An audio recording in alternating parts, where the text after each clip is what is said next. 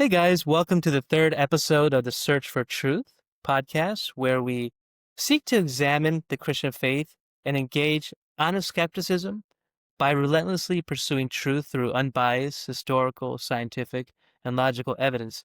My name is Dennis, and today we're joined by Biju. We've been answering the question why we should trust the Bible. And so, Biju, can you give us a recap of what we've been talking about and the different areas of reliability in the biblical text? Yes, absolutely. We broke it up into three major parts. Number one is the manuscript evidence, which references the textual reliability of the Bible. Number two is archaeological evidence, which attests to the historical reliability of the Bible. And the third one is the internal evidence, which attests to the prophetic and unity reliability of the Bible. Now, the third portion, I'm breaking it up into a few subparts just because it's really meaty. The first one, this would be prophetic, both messianic and non-messianic prophecies. The second one, we will discuss about the internal unity, the unity within the Bible, the consistency. And the last part, we will talk about why certain books were excluded, the canon. So that's how we'll break down the evidence, and you'll clearly see how the Bible has so much evidence that backs it up. Yeah, that's fascinating. Growing up, I didn't believe in the Christian faith, and I remember reading through some of the prophetic evidence of the Bible, and I thought, wow, this is really interesting. That certainly was something that opened my eyes. So, what is the internal evidence to messianic prophecies that shows or points to the reliability of the biblical text? A lot. Just because of its vastness, absolutely I'm not going to cover the entire thing. I'm just going to give a sampling. So according to Hugh Ross, who is an astrophysicist, he's got his BS in physics and his PhD in astronomy. He was once an atheist and now a solid Christian. There are more than 2,500 prophecies in the Bible. It's filled with prophecies. Unlike most of the other religious texts, the Bible is filled with prophecies. Of the 2,500 plus prophecies in the Bible, about 2,000 have already been fulfilled, and with another 500 yet to be fulfilled. Now, among the 2,500 plus prophecies, more than 330 prophecies are related to Jesus. So they are called Messianic prophecies. And again, not everything is unique. There have been several prophets who at different points of time talked about similar things, but you would say that about 90 to 100 are unique prophecies, and about 50, 60 of them are considered to be major prophecies. One of the really cool aspects of it, right, and this was done by a mathematician named Peter Stoner from Science Peaks.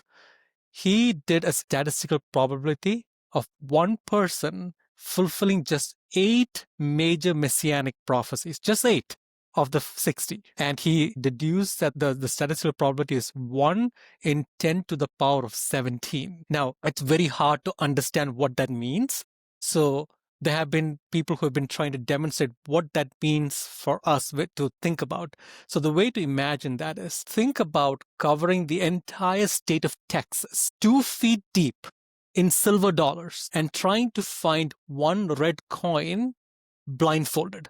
The entire state of Texas, 2 feet deep of silver coins. That is the statistical probability of one person fulfilling 8 major messianic prophecies. And we are talking about Jesus, who fulfilled all the 50 to 60 unique prophecies in the Bible. Now, let me take it to another level. So we talked about just 8, right? What about the statistical probability of one man fulfilling 48 of those messianic prophecies? It's 1 in 10 to the power of 157. Now, to give a demonstration of that, which is impossible, because that number is so vast, it's millions of billions of trillions of times larger than the number of electrons in the entire universe. This is how ridiculously improbable it is for something like this to happen. It just shows you how profound the biblical writings are, right? So it is not only functionally impossible, it just defies any rational thought. So that's how reliable these prophecies are. Now, let me give you some sampling. In Isaiah chapter 7, verse 14, it talks about the virgin birth. The virgin birth, in that the verse reads, "Therefore the Lord himself will give you a sign. The virgin will conceive and give birth to a son, and you will call him Emmanuel. 2 Samuel chapter 7, verse 12 to 13 talks about the line of David. So it says, when your days are over and you rest with your ancestors, I will raise up your offspring to succeed you, your own flesh and blood, and I will establish his kingdom. He is the one who will build a house for my name, and I will establish his throne and kingdom forever. In Micah chapter 5, verse 2, it talks about the birthplace of the Messiah being Bethlehem. It says, you, Bethlehem, Ephrathah, though you are small among the clans of Judah, out of you will come for me one who will be the ruler over Israel, whose origins are from old, from ancient times. Isaiah chapter 9, verse 1 and 2 talks about the ministry of the Messiah being in Galilee. It says, nevertheless, there will be no more gloom for those who were in distress. In the past, he humbled the land of Zebulun and the land of Naphtali, but in the future he will honor Galilee of the nations. By the way of the sea beyond the Jordan, the people walking in darkness have seen a great light. On those living in the land of the deep darkness, a light has dawned. So it's talking to the Messiah having his ministry in Galilee. In Zechariah chapter 11, verse 12 and 13, it talks about the Messiah being betrayed for 30 pieces of silver. It reads, told them, if you think it best, give me my pay, but if not, keep it. So they paid me 30 pieces of silver, and the Lord said to me, throw it to the potter, the handsome price at which they valued me. So I took the 30 pieces of silver and threw it in the house of the Lord to the potter. And we know the story how Judas did exactly that by throwing the 30 pieces of silver. Isaiah chapter 53, it's called the chapter of the suffering servant. So let's zoom into just verses 5 and 9. It says, but he was pierced for our transgressions. He was crushed for our iniquities. The punishment that brought us peace was on him, and by his wounds we are healed. He was assigned a grave with the wicked and with the rich in his death, though he had done no violence, nor was any deceit in his mouth. Now, Isaiah is talking about the crucifixion 700 years before it was invented by the Romans. It's just amazing. So this can't be something where, oh, he just made it up.